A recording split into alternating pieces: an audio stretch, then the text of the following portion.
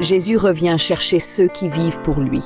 Pas ceux qui parlent de lui, pas ceux qui vont juste à l'église de temps en temps, mais ceux qui ont donné leur cœur, leur vie, leur désir à Dieu.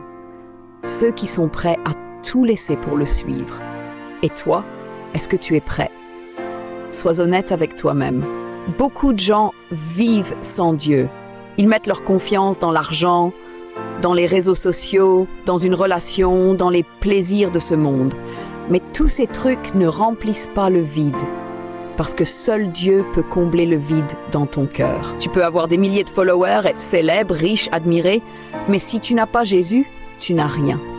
Dieu dit dans Exode 23, « Tu n'auras pas d'autre Dieu devant moi ». Et aujourd'hui, plein de gens adorent leur téléphone, leur musique, leur corps, leur statut. Ils mettent Dieu à la fin de leur liste, ou même hors de leur vie. Mais Dieu ne veut pas être une option, il veut être le centre, le numéro 1. Et il a donné sa vie pour toi. Pas pour que tu continues à jouer avec le péché, mais pour que tu sois libre. Le temps presse. On n'a plus le luxe de dire « je vais changer plus tard », parce que plus tard pourrait ne jamais arriver. Chaque jour est un miracle. Chaque respiration est une preuve que Dieu te laisse encore une chance. Mais cette grâce ne durera pas éternellement.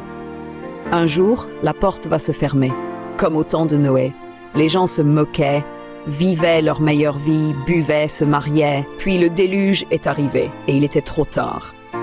Jésus revient pas comme un bébé dans une crèche, mais comme un roi puissant, glorieux et saint. Et il reviendra juger le monde. Personne ne pourra dire « je ne savais pas », parce que tu sais maintenant. Et tu as deux choix.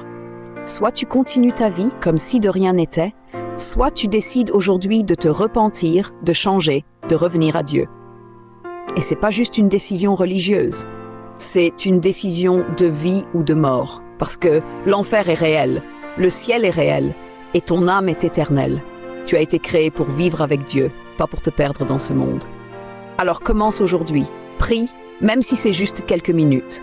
Demande pardon à Dieu pour tes péchés. Renonce à tout ce qui te sépare de lui. Change tes habitudes, ta musique, tes fréquentations.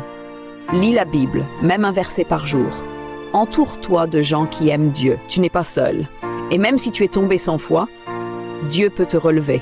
Peut-être que tu penses « mais je suis trop sale, j'ai trop péché. Dieu ne peut pas m'aimer ». C'est faux.